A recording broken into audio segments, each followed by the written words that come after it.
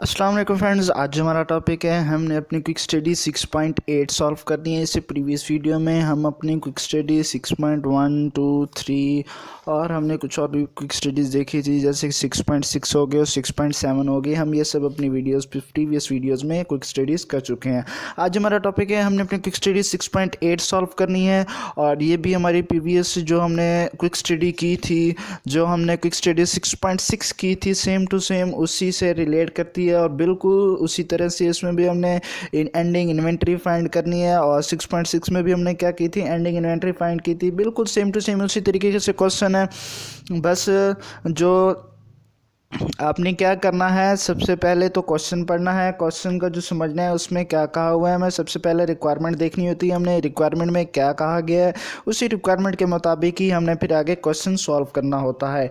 इसके लिए सबसे पहले हम अपना क्वेश्चन पढ़ते हैं। क्वेश्चन पेज नंबर 250 है मेरे पास और chapter number 6 inventories and cost of sales हमारा चैप्टर 6 है।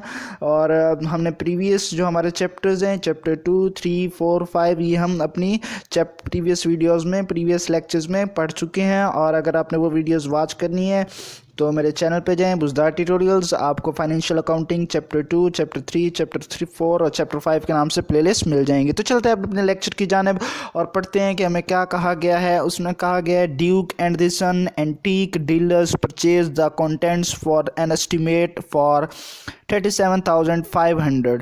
अब उन्होंने क्या किए हैं, कुछ परचेजेस किए हैं कंटेंट्स। अब उसके बाद वो क्या कहते हैं, terms of the purchase were FBO shipping point and the cost of the transporting the goods to the Duke and the Sons warehouse was 1200। अब वो क्या कहते हैं कि जो कॉस्ट ऑफ ट्रांसपोर्टेशन है, मतलब जो एक्सपेंसेस हैं और चार्जेस हैं, वो कितने हैं, 1200 हैं। उसके बाद हमें कहा गया है, Duke and the Son insure the shipment at the cost of the 150।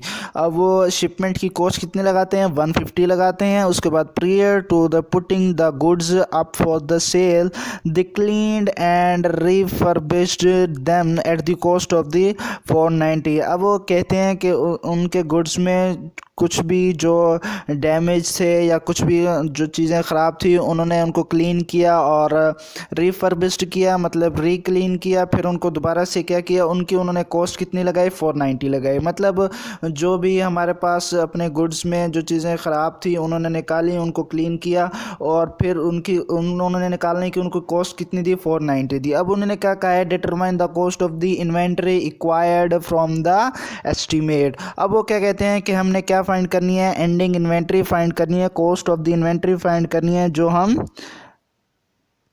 State करेंगे, मतलब जो हमने निकालनी है, मतलब जो हमने कॉस्ट एंडिंग इन्वेंट्री फाइंड करनी है, cost of ending inventory find करनी है जो हमने परचेज़ की थी उनकी।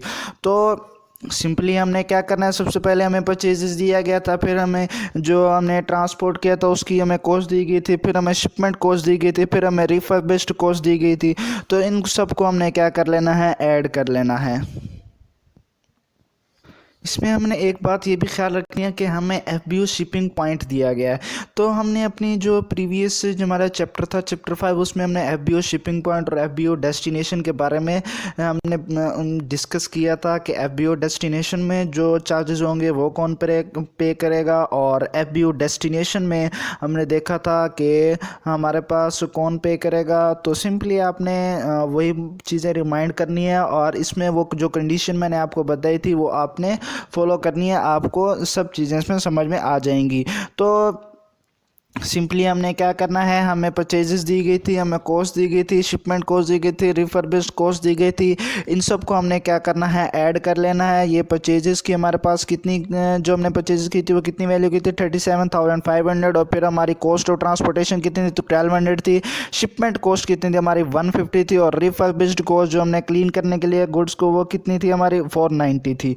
तो हमने चूँकि जो Duke and the Sons antique dealers हैं, जो कि उन्होंने क्या किया है, उन्होंने परचेज़ किए हैं, तो परचेज़ किए हैं तो वो कौन होंगे, ड्यूक एंड द सन्स क्या होंगे, वो हमारे पास बायर्स होंगे। तो बायर्स होंगे तो एफबीओ शिपिंग पॉइंट दिया गया है। एफबीओ शिपिंग पॉइंट में क्या होता है, हमारे पास हमारे जो चार्जेस होते हैं वो कौन पे करता है, आपने रिमाइंड करना है बात को कि जो हमारे FBO शिपिंग पॉइंट होता है उसमें हमारे पास बायर ही पे करता है। FBO डेस्टिनेशन में सेलर पे करता है और FBO शिपिंग में बायर पे करता है। तो आप जो, क्योंकि हम बायर हैं तो हम खुद ही ये पे करेंगे, तो हमने क्या कर दिए, जो हमारी कॉस्ट थी हमने ऐड कर दी, उसके बाद शिपिंग कॉस्ट हमने ऐड कर दी और रिपब्लिश कॉस्ट भी हमने ऐड कर दी। तो हमने cost of ending inventory find कर ली, इन सब को हमने क्या किया, ऐड कर लिया और हमारे पास कॉस्ट ऑफ एंडिंग इन्वेंट्री कितनी आ गई, 39,340 हमारे पास क्या आ गई, हमारी कॉस्ट ऑफ एंडिंग इन्वेंट्री आ गई। होप सो इस जो आपको ये लेक्चर होगा इसकी बात समझ में आई होगी। अगर आपका कोई क्वेश्चन हो, क्यूरी हो, आपने ज़रूर पूछना है और ज़रूर कमेंट करना है। इंशाल्लाह नेक्स्ट वीडियो में हम अपने अगली क्विक स्टडी जो हमारी होगी वो डिस्कस करेंगे। अगर आपको कोई क्वेश्चन हो, क्यूरी, आपने ज़रूर पूछना है, ज़रूर कमेंट करना है ताकि आपका जो भी इशू हो वो हल हो सके। Thanks for watching. अल्लाह हाफिज़।